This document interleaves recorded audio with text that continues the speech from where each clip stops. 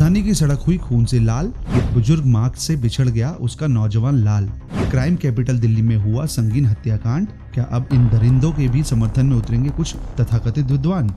राजधानी दिल्ली में कानून का इकबाल हुआ खत्म। क्या अमित शाह कोई बड़ा एक्शन लेकर अपराधियों को करेंगे पस्त? देश की राजधानी क्यों क्राइम कैपिटल बनती जा रही है, इसका सीधा उदाहरण शनिवार शाम को 6:30 बजे दिल्ली के सुंदर नगर इलाके में देखने को मिला। दिन दहाड़े सुंदर नगरी के रहने वाले मनीष को 3 आरोपियों, जिनका नाम बिलाल, आलम और फैजान है, ने चाकुओं से गोदकर मौत के घाट उतार दिया और वह इस दर्दनाक घटना को अंजाम देकर भागने में कामयाब हुए।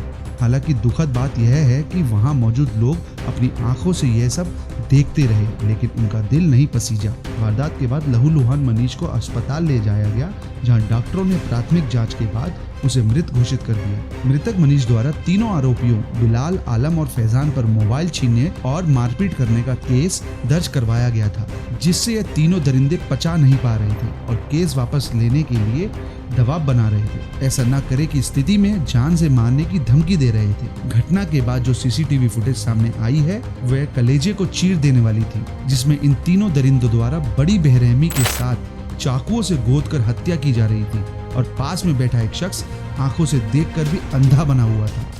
विडंबना की बात तो यह थी कि अपराधियों के हौसले इतने बुलंद हैं कि जहां वारदात हुई वहां से मात्र 20-30 कदम की दूरी पर पुलिस चौकी बनी हुई थी। मामले की गंभीरता को देखते हुए और 2 समुदायों के बीच झड़प होने की आशंका को भांपते हुए खुद उत्तर पूर्वी दिल्ली के डीसीपी संजय सैन देर रात तक मौके पर बने रहे थे।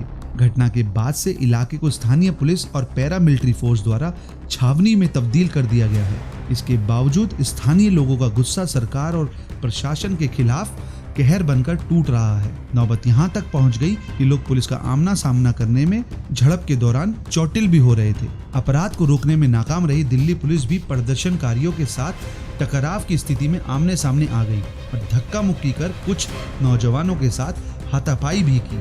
इससे दिल्ली पुलिस की अमानवीय छवि मीडिया के कैमरों में कैद हो गई। अगले दिन रविवार सुबह तक लोगों का गुस्सा शांत होने की बजाय ज्वालामुखी का रूप लेता जा रहा था। वह दिल्ली सरकार और केंद्रीय गृह मंत्री, जिसके अंतर्गत दिल्ली पुलिस आती है, के खिलाफ हाय हाय के नारे लगा रहे थे। स्थानीय लोगों की एक सुर में मांग है कि फैजान, बिलाल और आलम तीनों अपराधियों को फांसी के फंदे पर टांग दिया जाए। हालांकि दिल्ली पुलिस ने तीनों आरोपियों को गिरफ्त में लेकर आगे की कानूनी कार्रवाई करनी शुरू कर दी है। तीनों दोषियों को कोर्ट में पेश करने के बाद 2 दिन की रिमांड पर भेज दिया गया है। संभवतः कानून के मुताबिक तीनों आरोपियों की माकूल मरम्मत की जाएगी।